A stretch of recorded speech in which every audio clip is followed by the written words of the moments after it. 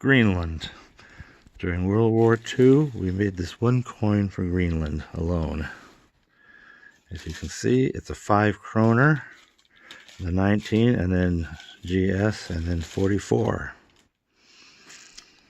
And on the other side, it turns this way. There it is, Greenland, and then Styriels. Anyway, must be the language there. Try hard to find just the right lighting to view it. There we go. And one more view of the front like that. The famous polar bear. These are somewhat rare. They only made 100,000 of them. As you can see, this is a fairly nice specimen. And that's it for Greenland. Guatemala, on the other hand, has quite a number of coins. As you can see, there's quite a number here. So why don't we dive in? 1925 was the first year we started making coins for Guatemala. So this is the 1/4 Quetzel. Fairly common enough piece. Ley de 26 de Noviembre de 1924. The very next year they were making this. And here's the back side, República de Guatemala. Now if you look real carefully underneath here, and it probably won't show up, there's the word noble. That's the name of the designer who designed these coins. The next one up is the half Quetzel. This isn't the greatest looking specimen, unfortunately. And again, if you look real carefully, you might be able to get that noble underneath the scroll there. There's a minor die variety associated with that, however, and this seems to be actually a much better coin anyway. This is also a half Quetzel that the United States Philadelphia Mint made for Guatemala. This is the one, however, where, as you can see how smooth it is under the scroll, the word noble is not there. For some reason, the name of the designer was omitted from some of these. That's a die variation. And finally, this is kind of the kingpin of a lot of these coins, the 1 Quetzel. They only made 10,000 of these. And then, as if that wasn't enough, about 7,000 were quickly melted down.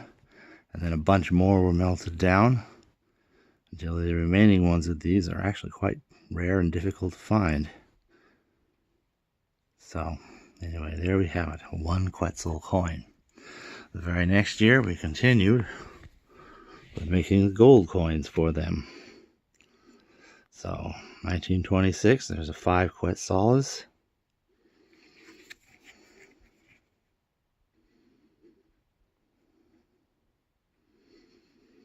And if you look real carefully, you might see a trace of something under that scroll, but it's probably too small to pick out.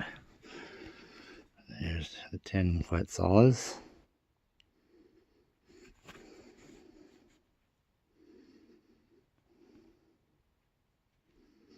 (1926) República de Guatemala.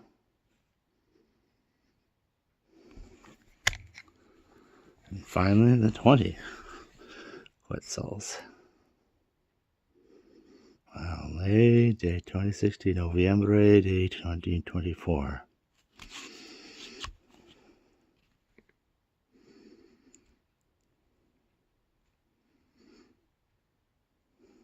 I don't see the word noble underneath that scroll.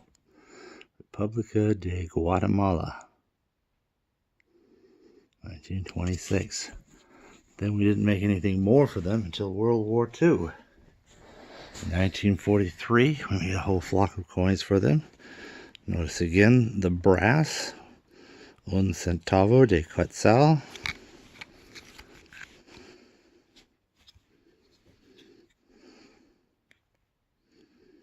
(1943).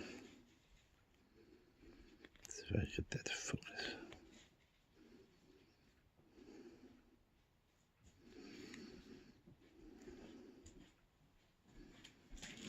And that's Philadelphia. And then this one also made is the Dos Centavos de Quetzel. This is actually fairly difficult to come by, and it's such a high grade. I'm extremely fortunate to have this, 1943, also made in Philadelphia. There's a 5 centavos, probably one good grade that. I noticed the silver standard is .720, and there's the 1943. Fogo De Guatemala. There's also a 20 cent. Centavos again, that same law of 1924. I like the look of that bird. Something about this just seems almost more Mexican than Mexico, if you know what I mean. And then, replacing the quarter Quetzal is now this rather common Cinco Centavos, 1943. A bunch of these were struck in 1944. The original Alston Barton couldn't be certain that some of them might not have been dated 1944, but no matter what year they're made in, they're all 1943. They're also all struck in Philadelphia. In 1944, however, San Francisco Mint made some 1 and 2 cent pieces, again out of brass, World War II brass. 1 centavo, 1944.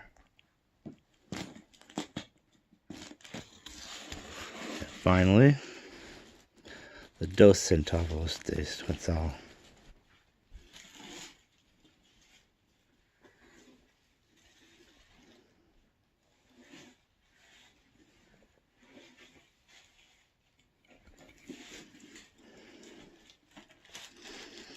So these are made at San Francisco Mint, but there's no mint mark on any of these. You just have to know how they did what they did. And that's what we did for Guatemala. Not very many coins, but amazingly quite a challenge to assemble just this small set. Especially the gold coins and the 1 Quetzal. And these brass ones, the 2 centavos, and especially 1943.